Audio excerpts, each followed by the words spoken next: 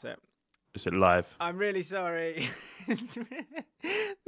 Someone wrote, leave. Luca Ramsey says, leave the stream before the stream leaves you. Hello, everyone. Do we sound okay? I realised that obviously we've not done Jaffin in the Shed live. So I didn't have any of like the bits set up. So we've got quite a simple setup today. But it's fine because Ange is finally turning around Spurs. We are the yacht shot Tottenham. We are the Super Spurs. Everybody knows we're the football connoisseurs. You see that goal? You see that third goal? What? That's all back. Ange pulls back. It's all back. It's all fine. Yeah. Can everyone calm down? Yes, calm the down. It's fine. Yeah.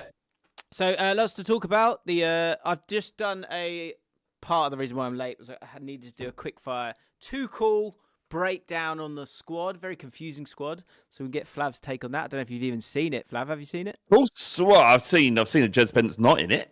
Is that enough? Is that enough? Is that where you stopped? You got to the midfield and went, nah. I mean, someone said he ain't. When I was like, who is this guy? Who's he? I never wanted a German. I mean, is that right? Can I say that? I don't. He's in the shed. I never wanted. He's in A. Forgive him. He's in the shed. I honestly couldn't give a shit whether a German is manager in England or not. But when he doesn't pick the best fullback in world football, then there are obvious issues. I don't know if you've seen the metric. There's a metric where they've compared all the right backs.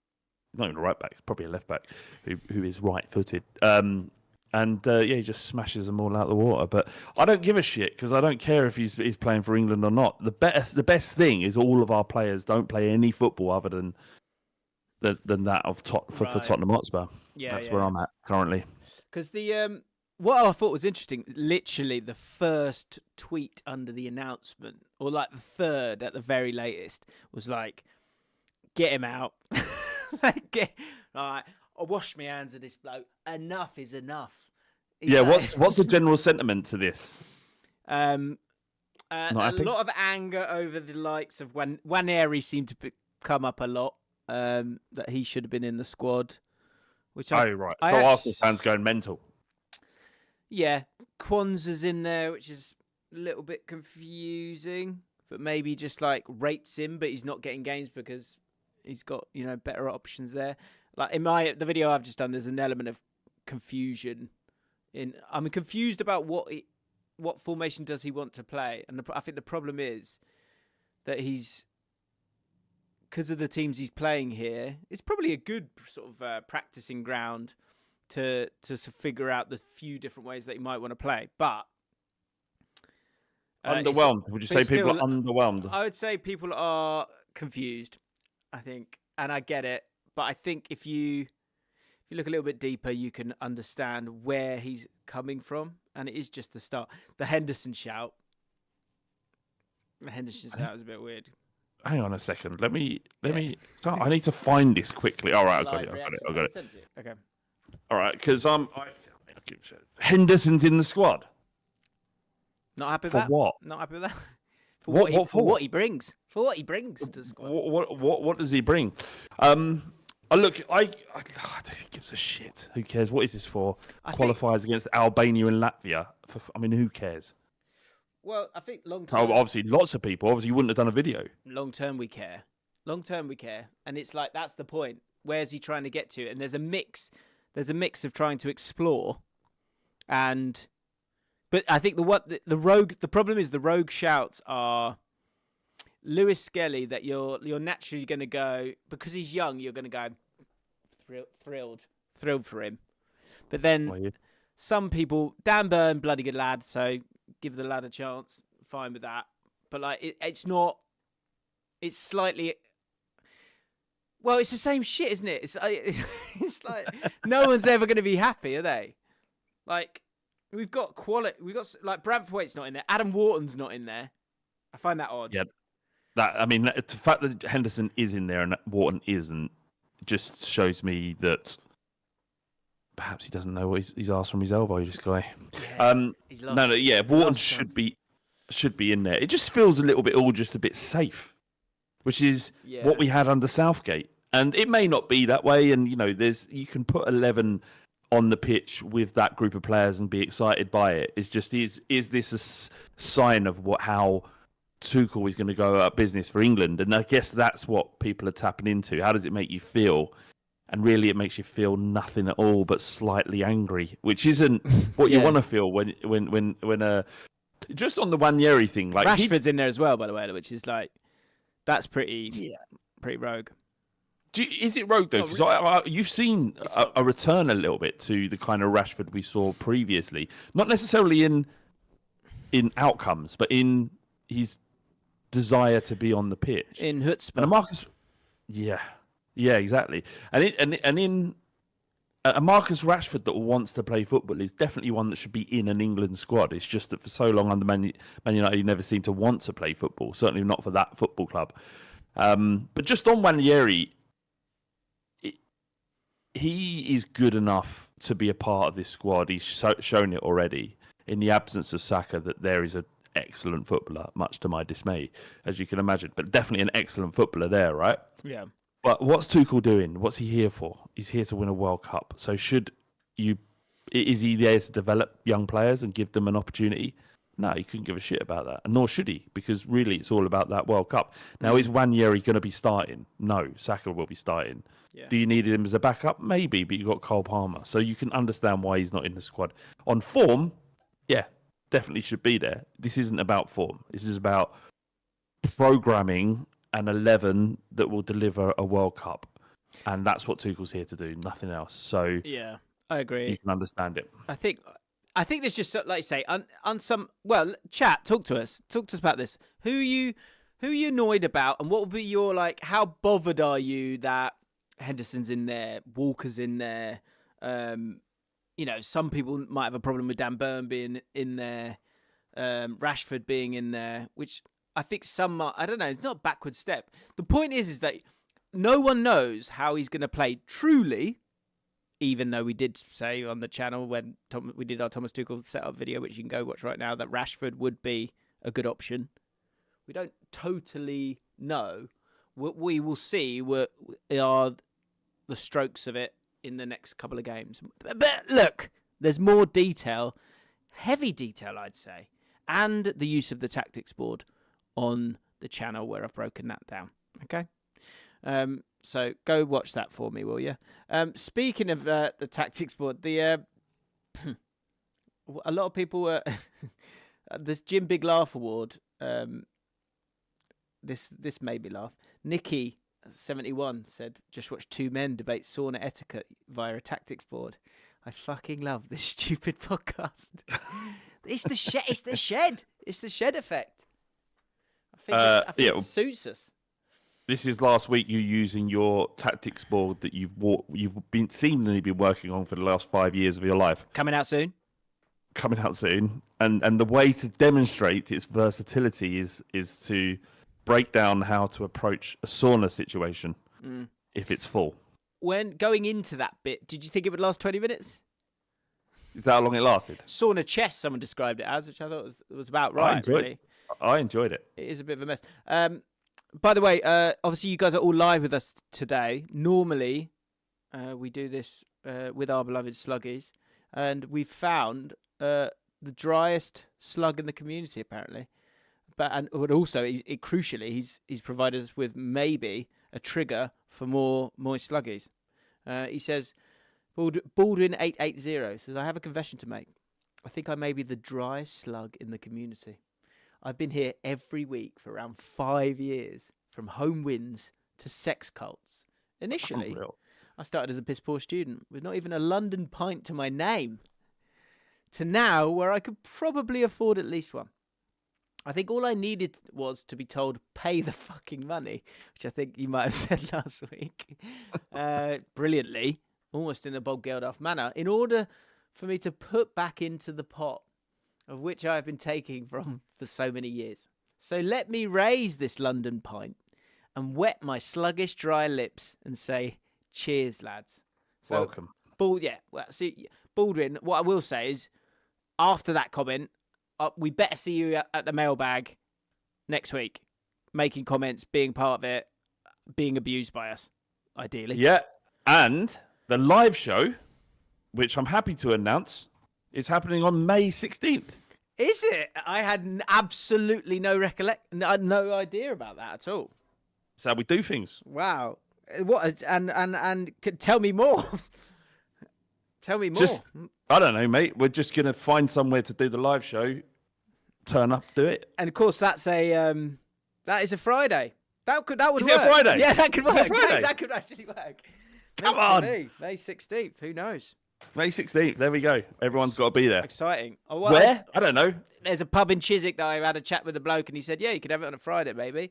So that might be it. Exciting. Look at us building as we go. Have you genuinely had a chat with a bloke in Chiswick? Yeah. Is that near where you live? It's by the office. It's by the Premier League office. Can I just work out how? Oh, yeah, good 2 hours for me. Thanks for that, mate. Anyway's gonna be 2 hours unless we're coming to you. Devisers, come to me. Your come to me. House party. Yeah, could got be. a new house on the way. Could be. So yeah. What was it? Pay the fucking money. Pay the money, you pigs. Yeah. Oi, you little piggies. Just pay the fucking money and wet your sluggish, dry lips on. Basically, if you enjoy this and you want a little bit more, then come tuck into the mailbag. Link will be in the description. Num. Yeah. It's a great point. That would be the if you had to describe the second podcast in a sound, it would be that. Yum yum yum yum yum yum yum yum yum yum. How are you feeling about Spurs now? Are we back? Are we back? Are we back? Are we back? Are we back? Are we back? Are we back? Are we back? Are we? Yeah, we're back. Yeah? Woo! Yeah. Yeah. Well, I mean, look, I'll tell you who is back. Van de Ven and Romero. Crucial. And I bet there's a stat you can wheel off regarding how much better you are when they're playing. 20%, 30% better. Is that what you mean? No, I think wasn't it like. Do you know it's often one you'll go if no one else plays over the last 6 months with the third we've got the third best home record. So no, the if you want to look at stats, I don't know if they're important, like black and white information that tells you something. Yeah. Then science. yeah, Is science important? Science. Yeah. Do you think? I mean, we've got a lot to thank science for, like fucking penicillin, hospitals, and understanding the universe. Tactics board for sunshine. Tactics boards, for example. Saunas, how they work. That's all science. The stats will tell you that when Van de Ven and Romero have played for Tottenham Hotspur, we average around fifth position in the Premier League, and without them, around 13th. So now they're back. We won a game, lo and behold. The difference, though, James, is it isn't just having you go, oh no, you got to have your best defender. Why? Why is having your best two defenders, specifically these two, important to Tottenham and Ange Postecoglou? Let me tell you. Go on. So what Van de Ven does is his main attribute, if you like, is his pace, which means he gets your midfield out of trouble. And our midfield have been in trouble. Yeah. Pretty much since he left. And so we've got two players that we can build an attack from. So Romero's skill is finding the player in between the lines, the player in space. If you've got a midfielder, similar to what Adam Wharton does, but obviously not as well as Adam Wharton, but if you've got a midfielder in space, or you want to force your midfielder to do something out of the ordinary, which is essentially stay still until he receives it, then Romero will find you. 9 times out of 10, he will find his midfielder, which means you start to become a little bit more dynamic. He offers that. Whereas Danso, it's early days for him, but, Dragusin, for example. Hang on. Let's pause there. Your tone changed there. What? I don't know. He seems, I don't know. He seemed quite somber when you sort of dipped into Danso chat. You're not a Danso fan. Right. I don't think there's ever been a good Kevin. Great question. Right, tell me that. The best Kevin footballer of all time. Right, chat. Do something for once. Once you pay the fucking money, right? Yeah. To become a moisty. Who's the best Kevin? Got to be. Is it Kevin Keegan? Kevin De Bruyne? Fuck! I even forgot about him. Jesus Christ! You can't have Kevin. You can't have Kevin De Bruyne. Yeah, Kevin Gallagher. Blackburn striker, wasn't he? Kevin Keegan's got to be up Kevin there. Keegan's good. Kevin's King, yeah. Kevin McAllister. That's a good point. Was he good at football? Okay, Kevin Morales. Is that quite a big Belgian name? Is it Kevin? Yeah, it's pathetic. Like, get a life over there. You can't even think of a better name than Kevin. Kevin De Bruyne. Kevin Wimmer. Wow. Kevin Ronaldo. That's true. Oh, is his last name? I didn't know that. Keegan. So right. There's a couple of good Kevins, to be fair. Do you know some names like the letters just look funny? Like Kevin. Whose idea was Kevin? Do you think someone like years ago everyone's like, no one's using the V's in the middle of a name? Can we think of one? Well, what are the sharp letters? K and V. Put them together. Can we move on from Kevin and answer James Orbell's question here? Yep. James! Hello, mate. He's Spurs. Okay, what? I know James. What, do you know him then? Yeah, man. What, in real life? Way back. No, he is an OG. Is Mr. Orble. Hope you're well, let's mate. answer your question then. So he says, what thoughts on the RZ Alkmaar's manager's name? And this infuriated me yesterday because I only realised what his name was yesterday. Right, because I didn't watch the Spurs game. I watched a bit of Man United and I watched Rangers Fenerbahce, which was glorious. Anyway, sorry. Who's the manager? His name's Martin Martins. That's like cruel, isn't it? What's the So he's born, and his dad and his mum gone, God, we're stuck for a name. What should we call him? What's our surname again? Martins. How about Martin? That sounds good. Yeah. How about Martin? I've got to find out if Gary Neville's dad is actually called Neville. Is it for real? I think so. I'm pretty sure. We had in school called Ibrahim. Yeah. He was a legend. Was he a good lad? He was hard. He was hard as nails. Couldn't take him. No one could take him. I wish I was hard. Just to know, just for people to know you're like hard. That'd be great. I think as you're approaching 40, you should sort of put that stuff to the side, James. It's not important anymore. It really isn't. No. So Van der Ven carries the ball and gets you out of. He just gets you out of trouble, and it's like this.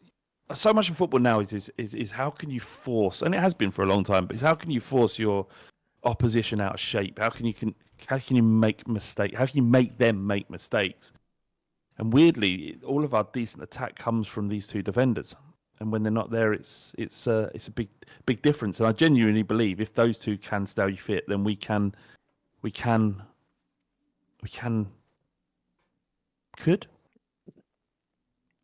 we? Could we win the European? Not the European Cup, obviously not, but the Europa League. It's our European Cup, isn't it?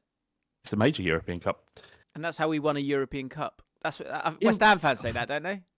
They don't say the Conference League. We won a European Cup. Yeah, you got that. Technically, yeah. That's what you need to do.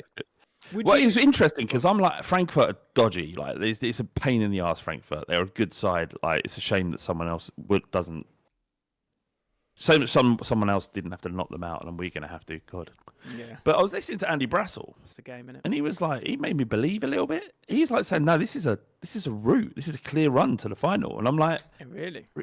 What about Frankfurt? Are they not good? And he was like, I don't know what. I'm actually hoping to get him on the podcast, but he's saying that. A little power. Yeah. Mate, me and Brassel. I've got his number. Me and Brassel. I'll send it to you now. I mean, I've got his number. I shared a coach with him once, all the way up to Liverpool for a deadline day. Oh, really? Oh, yeah. God, I wish I had his. Yeah. I've got his book here signed. Yeah. So there's lots of. It suddenly opens up, and Tottenham open up a little bit with those two players playing, and you kind of saw a semblance of Ange ball in the second half, and even when they got a goal back, I always felt quite comfortable. So yeah, I'm relatively optimistic about what we can do in the Europa League, and it all hinges on these games because it did. I know he got. I don't know if you saw him. He got kind of rattled by another question from the media. We're saying last night, kind of like before the game, the preview before the game, sort of talking about like, well, is this do or die for Tottenham's season and also your career, which is a legitimate question to ask at this stage for sure. And he was like, "It's a funny career, this, isn't it? When you can ask, that's the kind of question you have to answer. And I'm going to answer this in the politest way." And you're like, "No, this is football. You know that that's a fair question. Do yourself a favour and just answer it magnanimously." But he did, to be fair. But he made a point of the fact that he didn't he was irritated by it. Of course, you're under pressure because this is the situation you find yourselves in. If we'd have lost last night, the season's over in March. We've got nothing to even think about. Like, it doesn't matter what happens in the Premier League. We're at mid-table.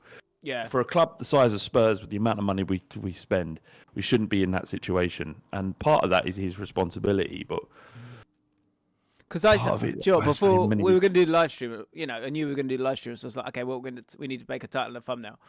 And I was like, is this the turning point for Ange? Does it feel like that in any way, shape, or form? That was a question that I was intrigued to ask you, which I could ask you in a sec. But then we were sort of bouncing about titles, and someone who is part of the team and will remain nameless said, "Has Ange saved Tottenham's season?" And I went, "It's not saved it yet.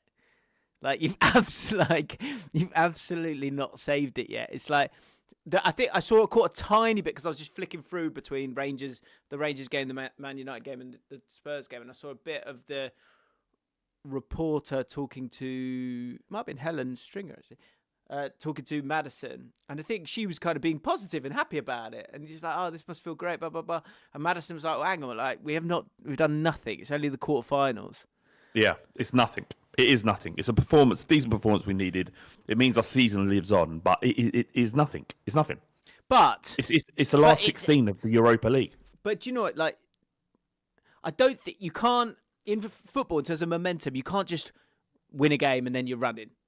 But it's the chance to start to build up from. You've got off your knees now. You stood up. You've wiped your face. You're now walking, and the aim is to be galloping by the time, all being well, you can get yourself. You just got to keep getting through, haven't you? You just got to stay in. But did you play well? Did you play well? Yeah, I would say we played well. I would say it was a sort of 7 out of 10 performance. There's a couple of players that are not up to speed yet. The injuries are still an issue. Van der Ven played 60 minutes. He didn't play the whole game. And there was a drop off when he went off. But yeah, I would say overall we played well. I mean, the problem with this is that playing well doesn't move the needle greatly because of what's come before and the conversations around Tottenham and whether or not Ange Postecoglou can operate at this level and the style of play can be successful at this level. And that's the conversation. Not one performance isn't going to change that at all for him and for the section of the fan base who thinks he's not good enough. I mean, the question is regardless, what does he need to do in the Europa League in order to ensure that he has a job in the summer? Yeah, that's a great question. If he goes out, then Spurs have to pull the plug immediately, I think. Right? What, he's got to go? I'm not saying what my opinion is and what I would like. I'm saying what the club should do potentially to safeguard the future. So you imagine this scenario where he's been sacked. Sorry, he's lost. He's gone out against Frank. He's gone out yesterday against AZ Alkmaar, or he goes out against Frankfurt, and there's nothing to play for. And there's many reasons why. So part of what that he needs to be held responsible for, and other things he perhaps can't be, like injuries across the squad. So you're in a situation where you fire him or you keep him in. If you keep him in, if you decide actually no, this doesn't matter, the mitigating circumstances mean that he should stay in the job, then that's it. You back him. You go in the summer. What do you need? We're going to spend, and we're going to, ensure that you have everything you need come August. And then that's your decision, and you make that decision. And he's here for another year, unless it starts horrendously right. Or the much more likely scenario is you fire him, or you say you make provisions outside of his knowledge about what might happen next. So that's, for me, is someone like Iriola for Bournemouth. So you can't wait till September when everything goes tits up at the start of next season for Iriola, because he may have already left the club for Bournemouth, or he's there for another season and he's planning ahead. You can't assume just because Tottenham turn up that Bournemouth he's going to go, no, I want to leave. Because actually the batshit nature of our football club means that why would you really want the job? So give him what he needs in this now. If you're gonna look for someone like Areola, but whatever it is, it needs to be made the decision now, so that you can plan ahead, or you stick with Ange. Areola. So it feels like to me, you talk about Areola a lot. Yeah, is he the hottest managerial property right now? For Spurs? No, full stop. Oh. Like, in terms of... Because I think... Sorry, who's not in a top job? Like, because what I was going to say was, with the Spurs thing, you're saying if you're sort of somewhat in a rush because you don't want to miss out on him. What other job is he taking? Like... Good point. So, it's a good question. If you explore that, you go, they're not going to get rid of Amaru. He's fine, no. I think. Which is incredible, really, as bad as it's been. But it does feel like he's very slowly, gently turning the corner. Yeah, I think so. I agree. We had this conversation on Football Between the Lines, and I think that United are slowly turning. Yeah, I do think that watching it, it was better. Like, and you could tell the energy in the stadium was better, and you could tell they were less concerned about. They came into the game with the right mindset, and it was less about, oh fuck, and more, let's go. Like, come on, this is under the lights, Old Trafford. Let's go, let's win this, and that's great. And I guess you earn your own luck. But there's a couple of penalties in there. There's a sending off in there. Dorgu, I thought was shows that he just gives them so much more in terms of that intensity from out wide, in terms of getting in behind and having that energy. And Xerxes was looking all right as well. But yeah, a few things sort of fell into place for them. So I was still sort of not totally sold. So they went down to 10 men, didn't they? Yeah. With about 30 minutes left, they'd just gone 2-1 down, and then that happened. So that helps, obviously. But yeah, so I don't think he's going to go. So like, if you're going to lose Iraola, it could be Real Madrid, maybe, if like Alonso wasn't happening. You never know. I feel like I've seen a rumor when it comes to that. And maybe when I'm looking at Arteta's not going anywhere, Slot's not going anywhere, Pep's not going anywhere, Maresca, you never know with Chelsea. It just depends how they finish. Like I went through every team's like fixtures and looked at their points. Chelsea's fixtures are so tough between now and the end of the season.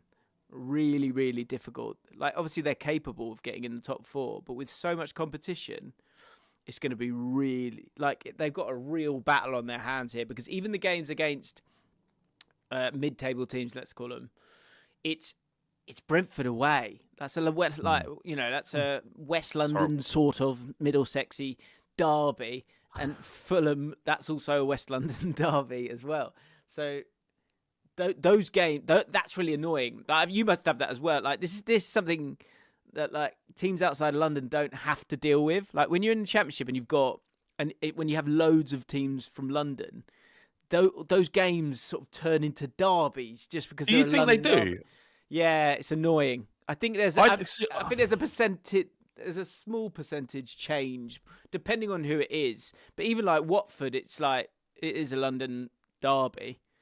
Yeah, there's definitely an issue with the fact that we've got to play West Ham, Chelsea, and Arsenal for sure, because they, to me, really do significantly count as London derbies. There's a local rivalry there that adds something to the game that isn't a part of a normal Premier League fixture. But like Brentford and Fulham don't. No, but that's the point.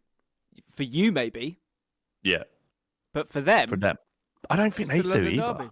I think they're up for it. A little. Do you think more so because of London? Well, surely we've got some of these. Well, I guess this is where I might be wrong, because it's such a global game now.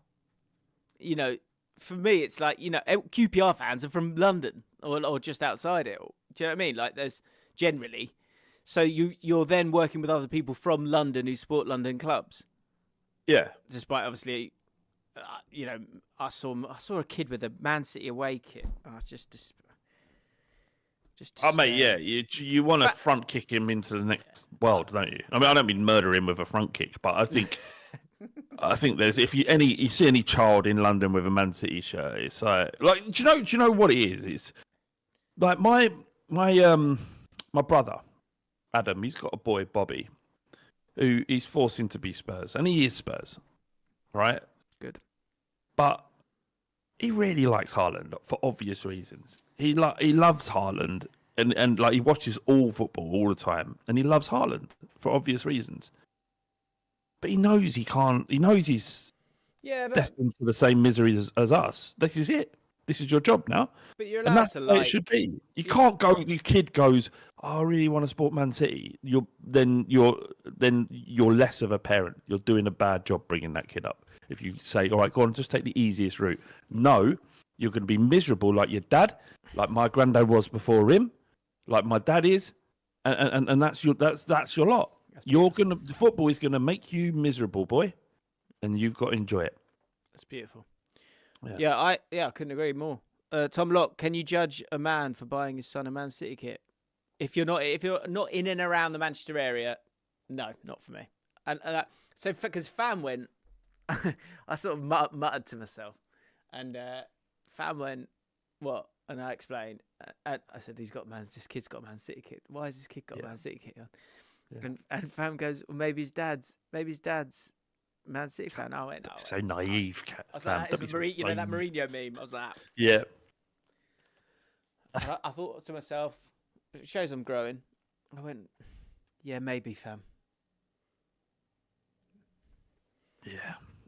I knew the truth. Ridiculous. No. I would have gone, no, you need to know. You understand this. What a mental thing you've just said. Yeah. Honestly, my knees twitch when I'm around like a young. Oh God! Like I want to sort of like I want like sometimes you've got to walk one way and they've got you've got to walk people, and generally I'm like after you, but if there's like a Chelsea badge or something like that, I'll just be like, nah, you move. Yeah, and also sort of like I don't know what it is. Yeah, I know what you're saying, Jim. I think I felt the same like people are saying about Saudi kits. When Messi moved to Miami, is it at Miami? Is that into Miami? Yeah. Everyone does that. Yeah. And the shirts, I don't respect you. In fact, I respect you. I don't know who you are now, right? I never knew. I'm in an airport. Like I've got you're none of my business, right? But you're making it my business by wearing that stupid shirt. Fucking Inter Miami shirt with Messi on the back. The only thing with that is I'm like, that's a cool pink, and also like that's far away. Like that's a far away thing, and Messi's like the best player of all time on a domestic. Nothing to do with us. On a domestic level. It's nothing in England. It's nothing to do with us. He's nothing to do with us. You're in England. There's enough here to attach yourself to. Yeah. Can I just clear up the knee twitching comment I made earlier? Yeah, sorry, go on. Fortunately, It's Me TG has come to my aid here, because people are saying I'm glad he backed out of that. And It's Me TG, so a cheeky little leg out to trip him up whilst he's walking past. That's what I'm looking to do. That's what I'd like to do. Intrusive thought, isn't it? But like these things happen. Yeah. But I would never do that. No, I think I don't think I would. I think if you're tripping him up and he accidentally bashes his face on the concrete, he should have learned to protect himself. It's not on me. Yeah. Look alive. Yeah. Look alive. What about the papping? Was that Oh, Flav. So for some of our newer listeners will not be aware, Flav, you did a bit of a nightclub wooing once with their Jean-Pierre Papin Marseille shirt, didn't you, back in the day? So you're doing it. You're doing it because you're wearing a different kit. Oh, Amy, why don't you go fuck yourself? What are you talking? Why have you brought this up out of nowhere? Also, how do you remember this shit? Yeah, all right. I did wear a fucking Marseille shirt with Papin on the back when I was 16, trying to woo a girl in fucking Turkey, Bodrum. And I was like, yeah, she's a bit of me, a bit tasty. I'm like that. I'm gonna fucking woo her with this. I'm gonna woo her with this. Where you going, Flav? I'm off to fucking woo her, aren't I? I'm gonna woo her with this. Like that, and I think it was a knockoff shirt. It wasn't even a proper shirt. Wow, it was one. You're back in your game there. You're back in your riz, as they say. I'm like, yeah, she's gonna love this, and I'm dancing up to her, and she's like backing up and like wicked. Definitely gonna get a semi in a minute. And then she turns around and sees me in my Papin Marseille shirt, and there's chocolate all down the front of it. Rats. Oh, no. No, What, no, you don't no, want no, this? no.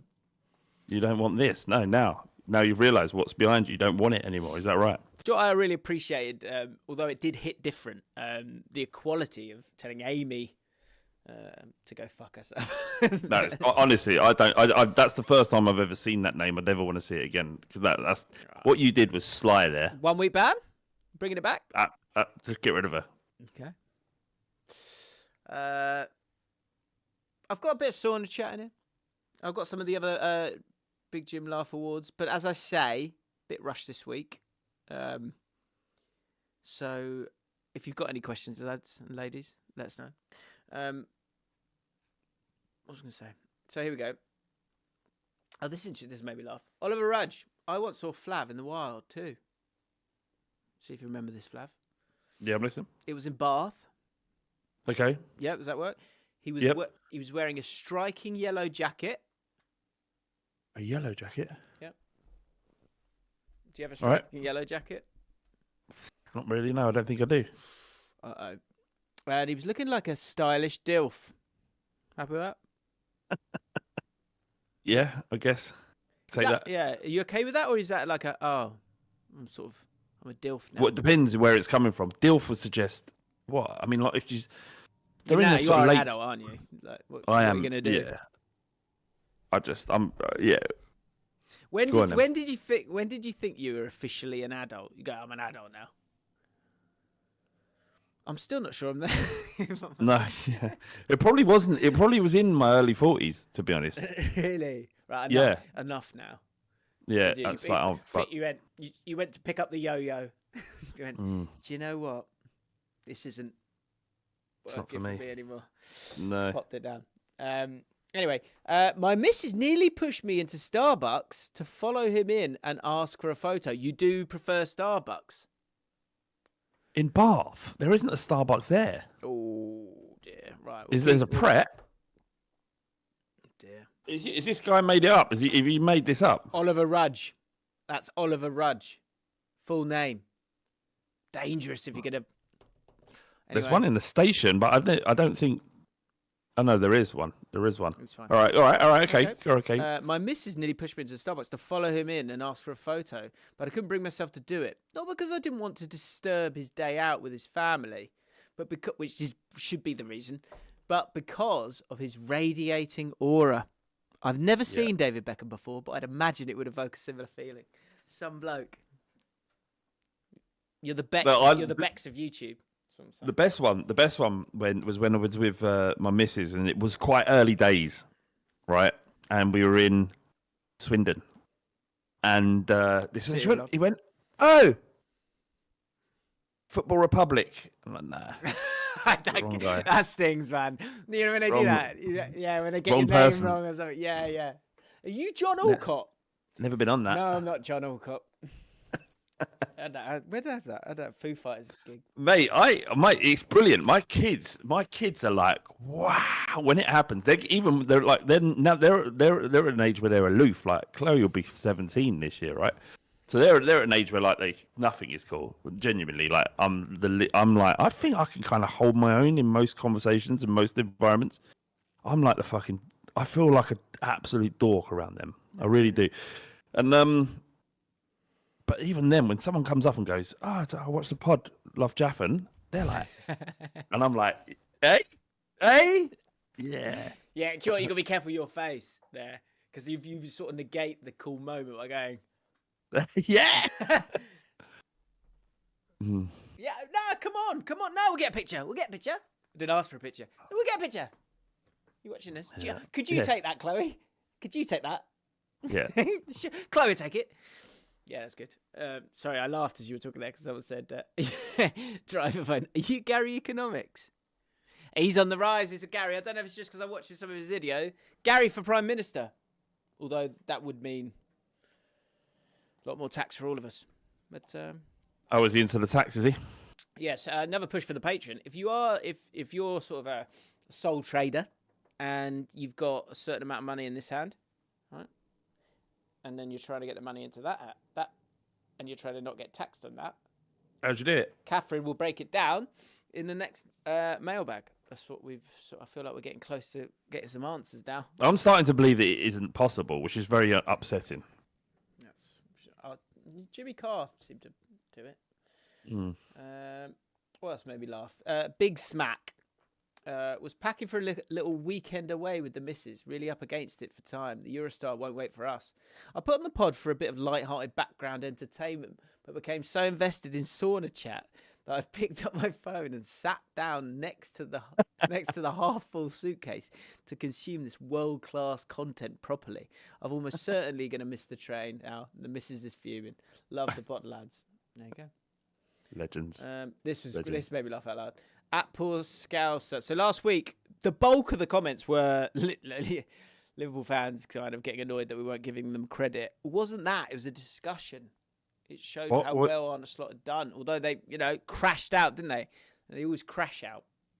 There is this growing anger in the not across the. But I'm being told off by a couple of Liverpool fans and saying that not all Liverpool fans believe there is a unified pact between referees to make their lives more difficult, right? Apparently that isn't universally agreeable by all Liverpool fans. Right. But there is this, that I don't think they like the fact that there's a chat about this league being a little bit easier to win than usual. I think that's bollocks. So do I. I think it's really difficult league to win because of how good the competition is, but yeah, I think they don't like it. I think it's an interesting conversation because of how intense the title race has been over the last few years and how comfortable really it's been for Liverpool this year. That's where the conversation happens. And then, but yeah, this made me laugh because Paul Scouser T said, I love how James got Flav to do a combined 11 10 seconds after Flav said he would never do one again. Wasn't it the title? I noticed it was the title, for fuck's sake. But you know, because I just thought it's interesting when you do look at those players. Like, they're not a million miles off each other. And for Liverpool to be that far away shows that, yeah, I don't know. The, what's the word?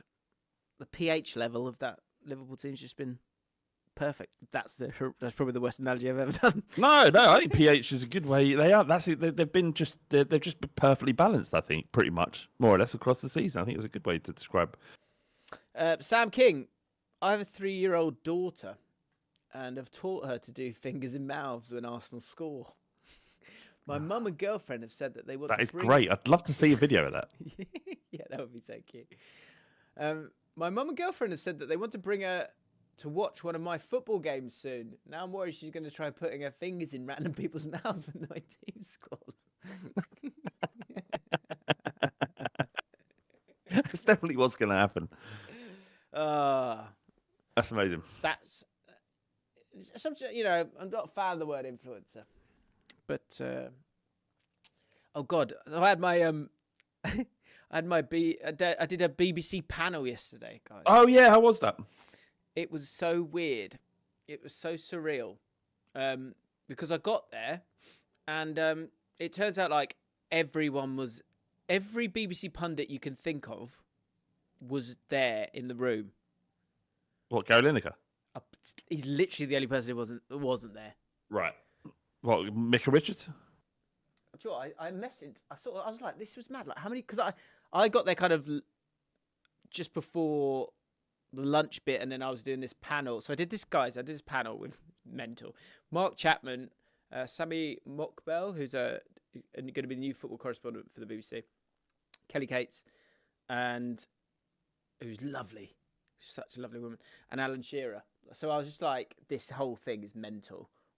What's going on? And then I get there. Did Alan Shearer remember you from when we did the True Geordie football competition? No, he didn't. No, did you bring that up? No, I didn't. But then I get there and I'm like, I thought, this is going to be like 25 people. Like, it was supposed to be like a staff thing. And and then I get there and it's just insane, the people that are there. Like, hang on, let me write. So here we go. Phil Jones, Leon Osmond, Danny Murphy, Stephen Warnock, Glenn Murray, Neda Manua, Alan Shearer, Micah Richards, Gabby Logan, Mark Chapman, Kelly Cates, Chris Sutton, Clinton Morrison, Troy Deeney, Shay Given, Joe Hart, all in the crowd. What? It was horrible. I was like, oh, what? I was just like, am I in this like fever dream? What's going on? Hang on a minute. What was the goal of this entire thing? It was like a creative day, where they were talking about like what their sort of, strategy is a little bit moving forward, and then they wanted to do a bit of a panel with different people from different areas of football, talking about what's like. So there's this whole room full of kind of ex-pros, really influential people in our space as well, your space specifically. And you're sitting there and you're thinking, this is mental. Did you hear the words coming out your mouth as you were speaking? No, it was all right. I felt all right. Yeah? Yeah. Good. I felt all right because you're like, I used to have this thing. You had Nedum in there as well for you. Yeah, I was just looking at Nedum. I was just looking at Nedum. Was you? Like, Did you look at Nedum occasionally?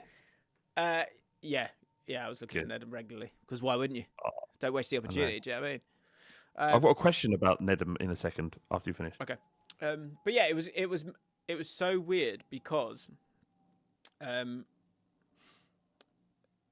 they started talking and I kind of realised that, understandably, like they didn't really know what I did or the kind of content I made. Of course. And Alan, to be fair to him, just didn't know. And Alan had to do some like blind ranking thing, like earlier in the week, and he hadn't enjoyed that.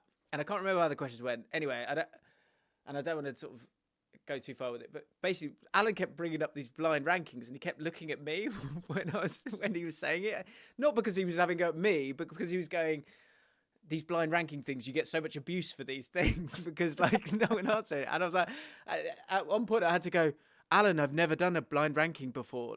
It's not me. It wasn't me, Alan. It wasn't me. And it was just, but my point is, it was like, I thought I was going to wake up at some point. Do you know what I mean? Because I was just like, what is going on? It's just, it was surreal. Absolutely surreal. Anyway. So was it a concern about abuse received? Was that like a metric of?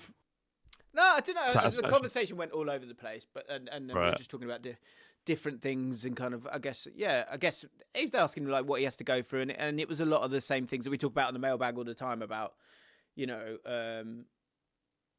just like there's just a lot of noise, isn't there, out there? Like right now we've got people chatting to us, right, which is cool. And you just have that. Everything's conversation, isn't it? And you're gonna get. And with that, you're going to have every different type of conversation, and I think just the closest thing to Alan's mind, to be fair to him, was like this Baller League blind rankings thing that he had to do, and I think he got some because these blind rankings are like he got given these.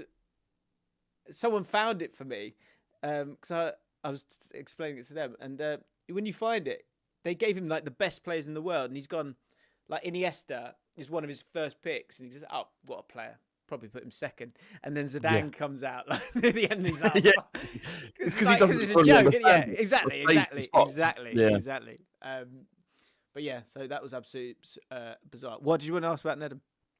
No, it's just about. I was looking at your channel, and to be honest, I never thought that this video would the titling and the farm. I thought that might struggle because it says snooze.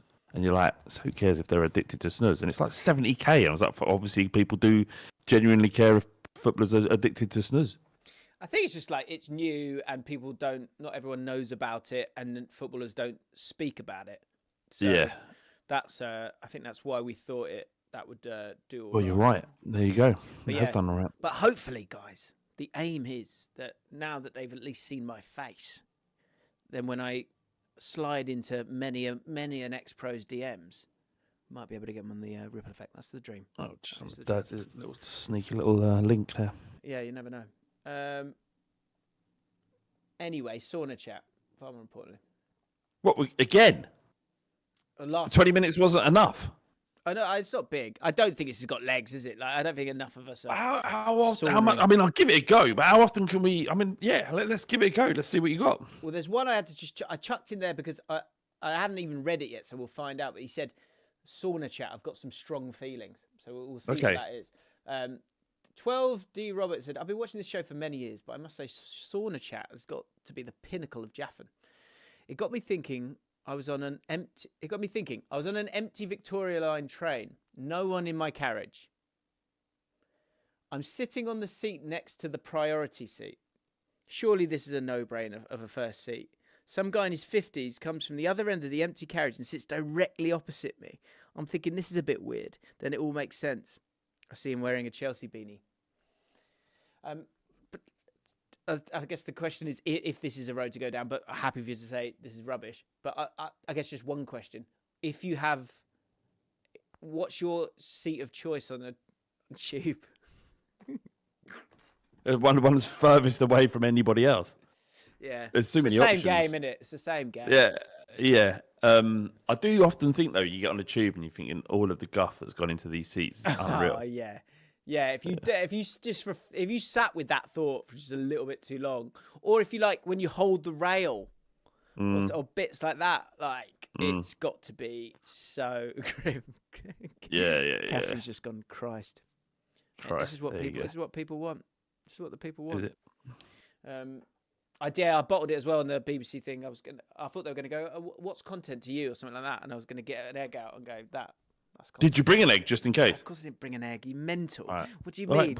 Imagine that. Imagine me having the gumption, the balls to go, Leon, Shay, Joe, what's that? That's content. It's a boiled egg. I go, no, that's 4 weeks of content. And a high source of protein as well. I mean, you're talking like, when you say it's like mental, you're talking like you're a man who doesn't carry an egg everywhere. Every day, on a daily basis, you have an egg on you. What? I did it like once, twice, maybe. No chance. I've seen you while working at Ball Street about 16 times. Yeah, which you've told people 50 times. Like I have the odd egg. You're the egg guy. I'm the egg guy. Oh, fuck. That's a bit. What are you? If I'm the egg guy, what are you? What's Flav? Is he the beanie guy? Is the shacket guy? Just a relaxed kind of chill out dude, basically. Chilled kind of guy. Yeah. Zach Wilson's sauna chat. I've got some strong feelings. The entire sauna chat, I'm internally screaming at the fact that no one is mentioning the role that feet play in this. Too much crotch chat when in reality it's not really a thing. The distribution and positioning of feet is huge. Brackets.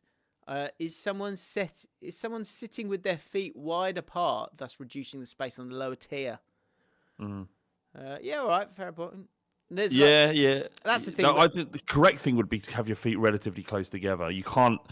What's it called? It's not mansplaining. It's manspreading. Whatever it is, men. When you sit there, if you're a man and you sit there and your legs are wide apart, it's embarrassing. You look like a dickhead.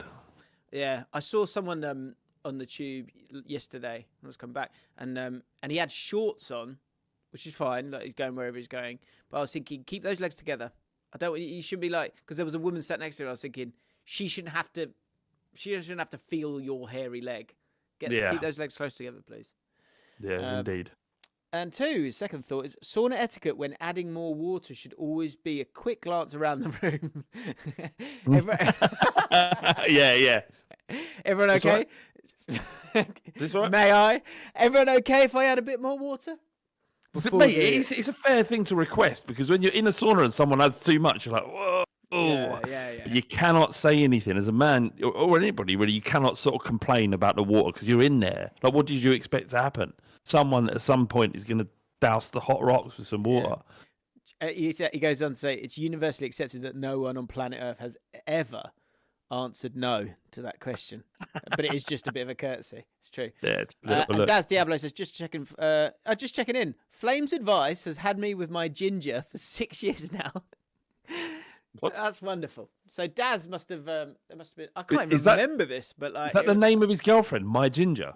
I don't know. I guess there was a ginger lady or redheaded lady or man that Daz was working on, and obviously it worked out, and they've been together Still 6 years. together. So that's wonderful. That must have been 6 years. That must have been an early Flames advice. For anyone who doesn't know that, that's when Flav and James provide advice. If you do need advice, let us know in the comments down below. He said, thanks, boys. On the sauna, there is no negotiation for heating the sauna. The hot box is meant to be hot. If it's not turned up to the max and you're not watching someone else shatter your sauna sauce, no, El Shatter, your sauna sauce is weak. Get a wool and bring an extra water bottle with electrolytes so you can push for more. Okay. My only concern in a sauna is if I've got contact lenses on, I'm worried they're like going to like melt into my eyeball. Does anyone else have that fear? It's the worst place on earth you'd want to have sex, I think. Because I've seen a couple of movies and something tends to happen in a sauna. They're like, oh, it's boiling hot. You're only going to get hotter. It's like nah. Yeah. Do you know what people get? They'll get they're kind of sort of undone, let's say, by the connotations of words used within sex. They often say hot and steamy, don't they? And so there's bullshit. yeah. I'm fucking hot. I'm hot. Stop. I'm hot. Yeah. Room temperature. It got a bit room temperature in there. That's what you want. Yeah. What's your favourite temperature for sex? Are you looking for it to be warm? Do you want it to be sweaty, or would you like to be tepid and cold? I think tepid's not bad. Yeah. You don't want to be unbearable, sweaty nonsense. Yeah. Is that a thing? Sauna sex? Is that a thing? Yeah, that's what I'm saying. I've seen it in a couple of movies. I don't know what kind of movies they were, but movies. A couple of movies. Has anyone actually watched a movie? Bloody hell. Feature length. It's a movie. That's right. Alex likes 24 degrees with the draft. There we go. We'll leave it there. Yes. Right, guys. Have a wonderful weekend. I hope you enjoyed the shed. If you want more of this, join us on Patreon. That would be wonderful. It's like 556 of you. It's juicy these days, yeah.